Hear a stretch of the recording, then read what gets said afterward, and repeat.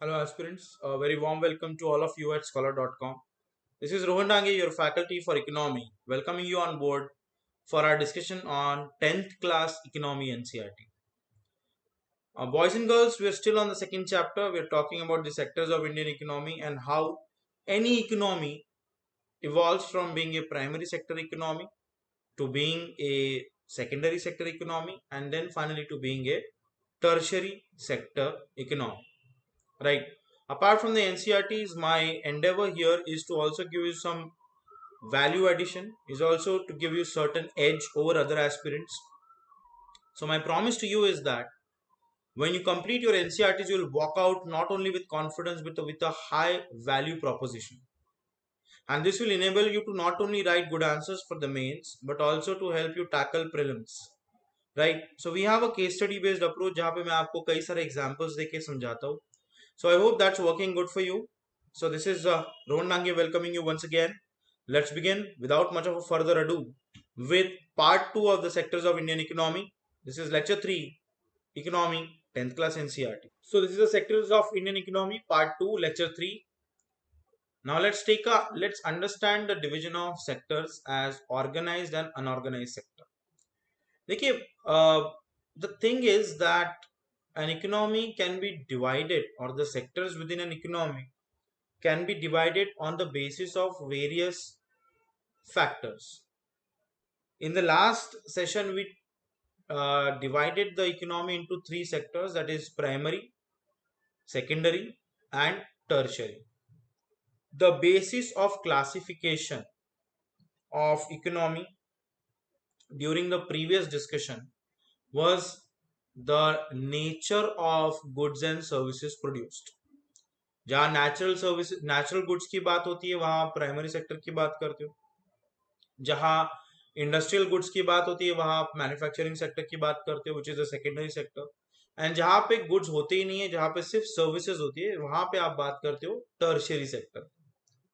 So one classification is solely based upon the nature of goods and services and basically their form and shape. In this particular aspect, on this particular lecture, we're going to talk about the division of sectors as organized and unorganized. Right. So what is this classification? What type of classification is this? Let's understand that. So unorganized sector covers those enterprises or places of work where the terms of employment are regular and therefore people have assured government income and have to follow its rules and regulations which are given in various laws such as the Factory Act, Minimum Wages Act, Payment of Gratuity Act, Shops and Establishments Act, etc. Right. For example, now you're preparing for your UPSC. You will become an IAS officer or an IPS officer very soon by God's grace. So you're going into an organized sector. You will have a specific fixed salary. Not only will you have a fixed salary, but at the same time you will get the benefits of provident fund. You'll get the benefits of gratuity. Correct. You'll get a, first of all you'll get a bank account which will be given to you by the government. Right. In that bank account your salary will be credited. That's a savings account. So you will start saving also money. That bank account will also come with an inbuilt provision of insurance. Right. So that is called as being employed in the organized sector. I am a teacher. I work with Skholar.com. So I am paid my salary. So I have a bank account in which that salary is paid. It is not given to me in cash. I pay my taxes also on the same. From my salary, tax is deducted at source, right? So all of this is out in the open. If the government wants to trace my salary, it can. So there is no scope for me to have to make black money, and also for the employer. My employer is Skholar.com. There is no scope for the employer also to not pay my salary, right? Because there are various acts which dictate the terms and provisions of these salary provisions and service conditions. Likewise, as you see on your screens, you have the Factories Act, you have the Minimum Wages Act, the Payment of Gratuity Act, the Shops and Establishments Act. Apart from that, you have obviously the Companies Act 2013. So there are various acts. which protect the interests of the employees and the employers. So this is called as a formal level of employment. Organized sector is also alternatively called as formal sector, right? So it is called organized because it has some formal processes and procedures. And some of these people may not be employed by anyone but may work on their own.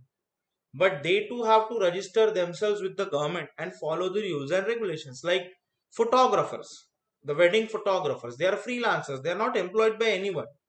So what they do is that they file for a GST number. In the current context, they will file for a GST number. The government will give them a GST number. Once the government gives them a GST number, they will use that GST number every time they are making a transaction, every time that they are conducting business, right? So here also they are a part of the formal organization, formal work process. Are they not? Of course they are, right? So even freelancers who are not generally employed by a specific agency are also a part of the formal structure of economy, right? So workers in the organized sector, they enjoy security of employment. Security of employment तो होता ही है, चलो freelancers को नहीं होता, I understand. But people who are employed, like IAS officers, like bank officers, like people working with the IT companies, people working as what you can say technicians in the film industry, all of them have security of employment, right? People working with production houses in film industry, they have security of employment.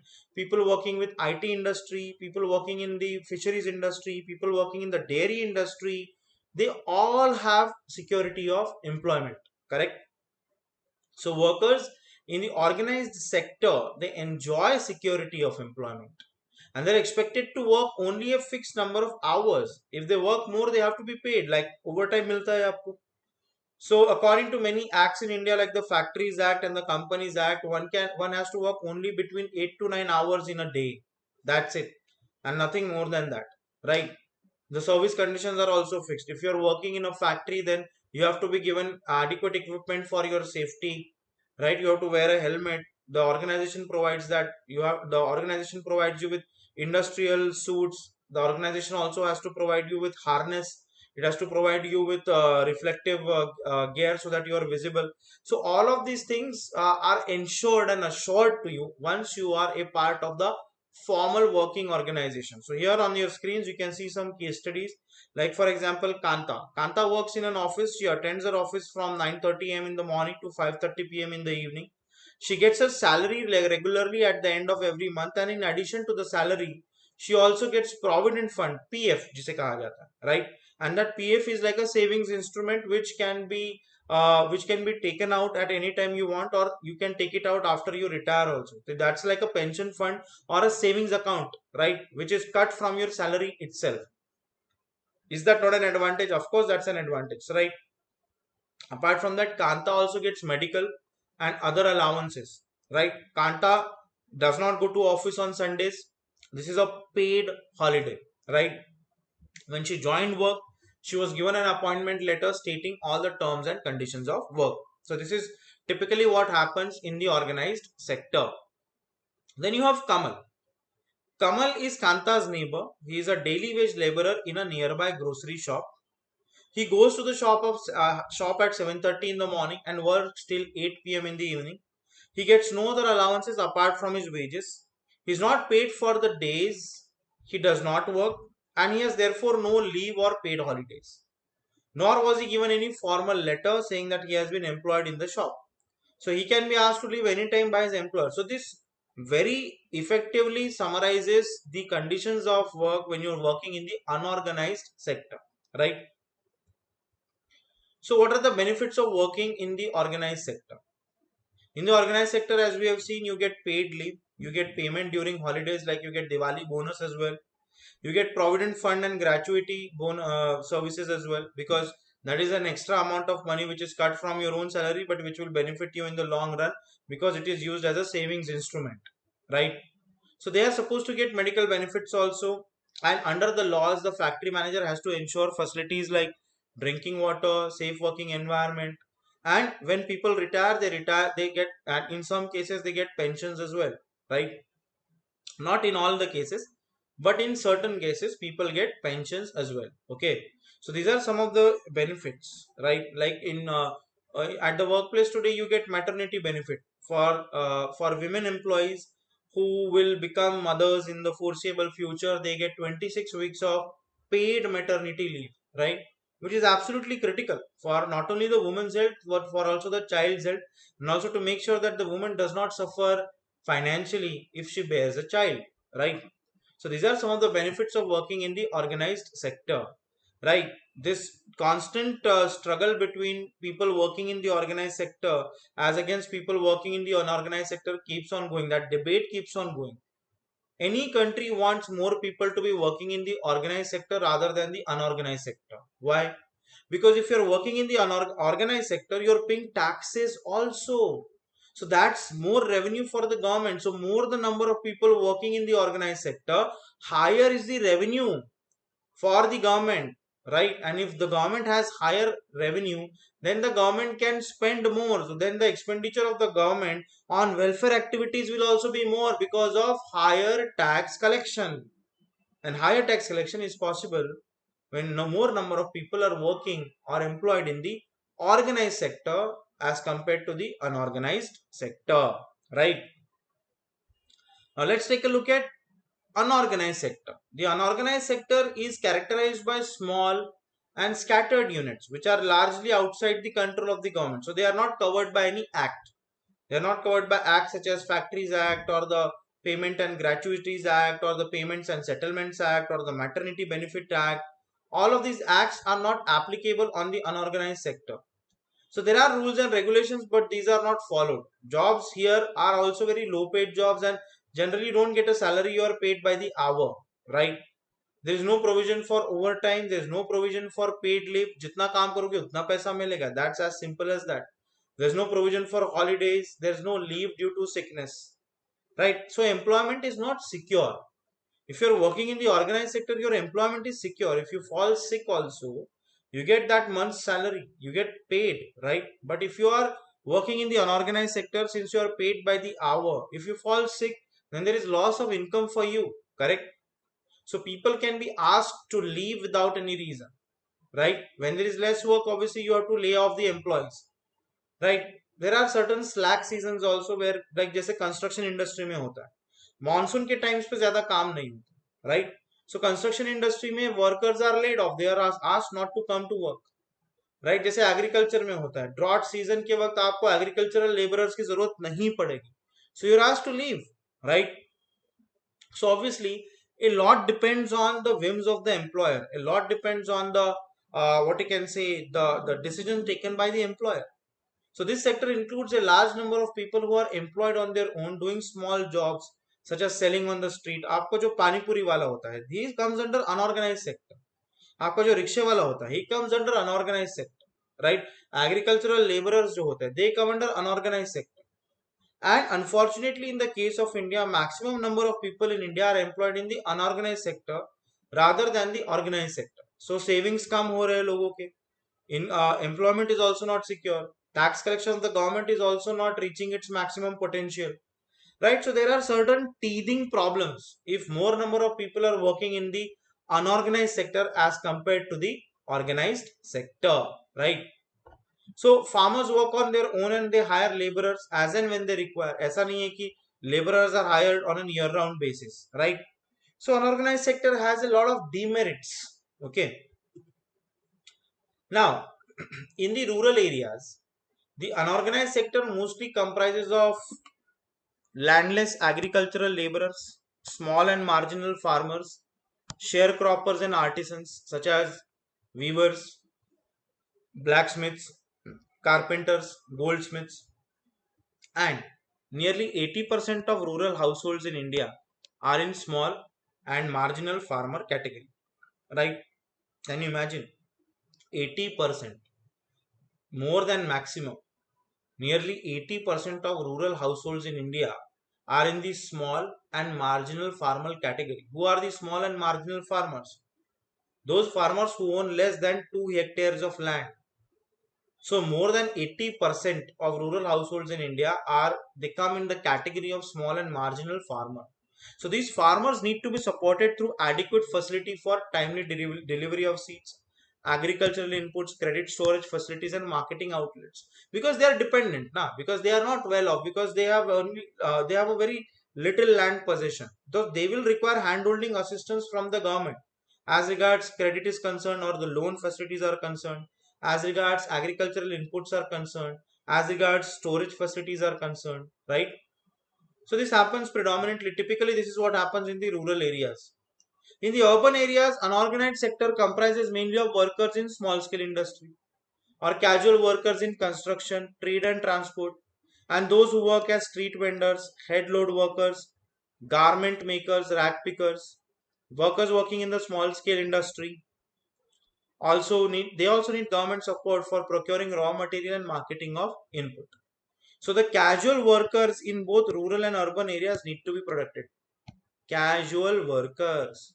What do you understand by casual workers? Casual workers may be people who are not in regular employment. They are working today in one unit, tomorrow they would be working in another unit, right? And they are getting paid by the hour, or they are getting paid by the day. Those are casual workers.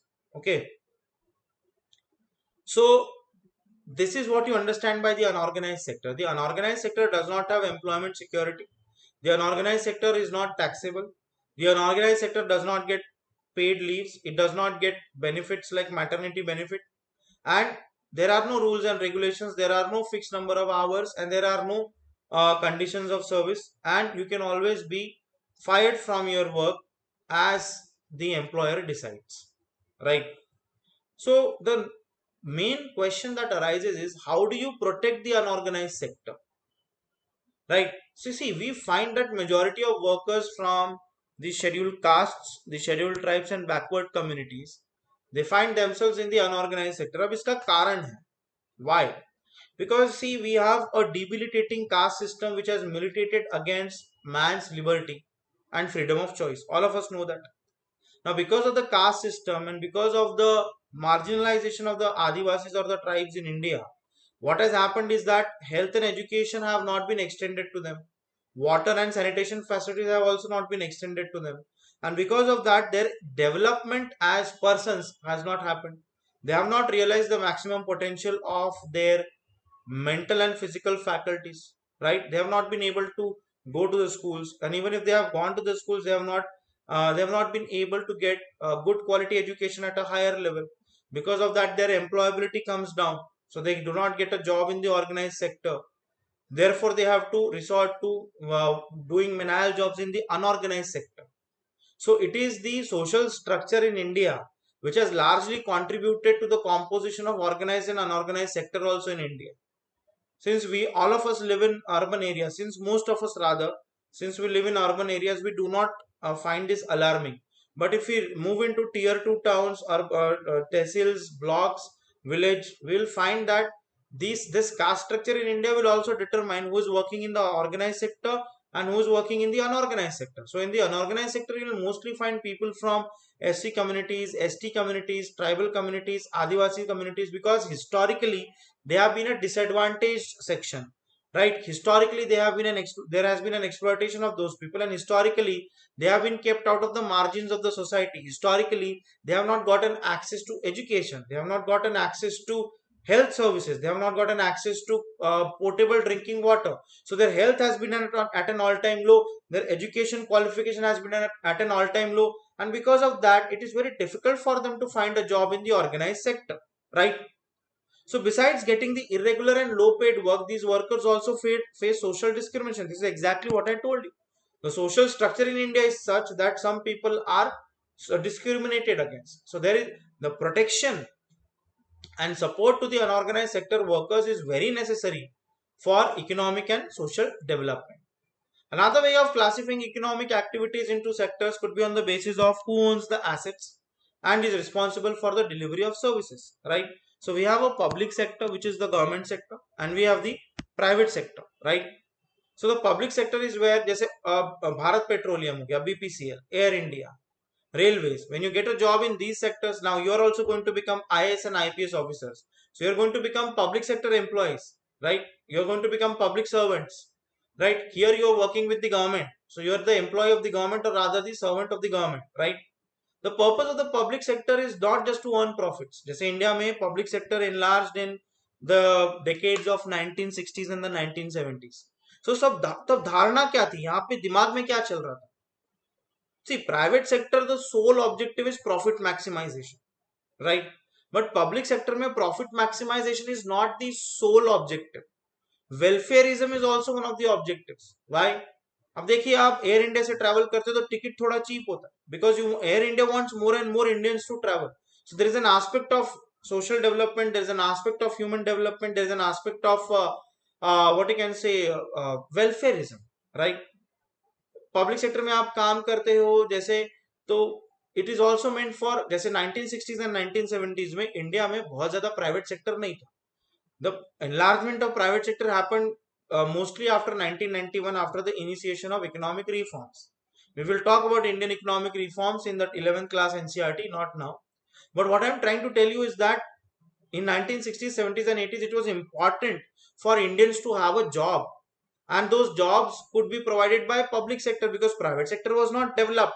So one of the objectives of public sector is not just profit maximization, but welfareism of people, to give them goods and services at a cheaper price, right? Because India was always a poor country, so people could not afford what you can say, superior products or expensive products or goods and services. Therefore, to private sector तो ये करेगा नहीं, because private sector कहेगा कि this is social service, why should we do that? But then it is a government's prerogative, it is the government's responsibility to ensure accessibility of cheap goods and services to people. And who takes that responsibility on behalf of the government? It is the public sector. Therefore, you have public sector banks also, right? Which make sure that credit availability is there for everybody, right? This is just one example. And also, public sector proliferation was meant to create more and more jobs for Indians, because private sector was virtually absent back then. It just enlarged after 1991, right? So the public sector has dual objectives. First is welfareism, second is job creation, apart from profit maximization, right? So modern day governments obviously spend on a whole range of activities. So इस type के understanding use करके you can write your essays. Okay, so जो भी मैं आपको value addition की points दे रहा हूँ, please note them down. Okay. Anyways, in the private sector, ownership of assets and delivery of services is in the hands of private individuals or companies. So activities in such private sector, they are guided by the motive to earn profits. And to get such services, we have to pay money to these individuals and companies. So that's the basic difference between private sector and public sector. In this way also, you can classify the sectors of economy, right? Construction of roads, bridges, railways, harbors, generating electricity, providing irrigation through dams. The government undertakes many such activities, right? That comes under public sector. Now, there are some activities which the government has to support. The private sector may not continue their production or business unless the government encourages it. For example, selling electricity at the cost of generation may push up the cost of production of goods in many industries, right? So what you want? You want cheap electricity, right? Only then your cost of production of goods may come down, and only then you will start making profits. So here you require government support. So government steps in by producing and supplying electricity at the rates in which these industries can afford.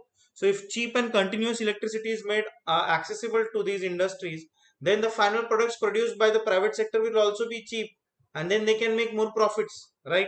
So government has to bear a part of the cost, right?